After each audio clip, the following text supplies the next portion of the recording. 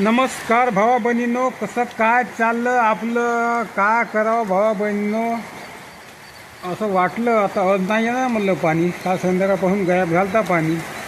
खूप लागलं होतं आम्हाला, खूप वाटायला लागलं होतं आम्हाला. आता का येत नाही म्हणलं पाऊस, पण आलाच चहा पण काय करावं काही पटून नाही राहिलं आम्हाला. कारण ते ह्या पाणी असं आहे 15 दिवसापासून होता. तर आम्हाला कोणतं वावरात निंदन नाही करू दिलं, कोणतं खुरपण नाही करू दिलं. काही खरं नाही या पाण्याचं. जीवनामध्ये खरंच करप्ट कंडिशन आहे शेतकऱ्याची. कोणती भक्कम गचाटा होण्या रानामध्ये.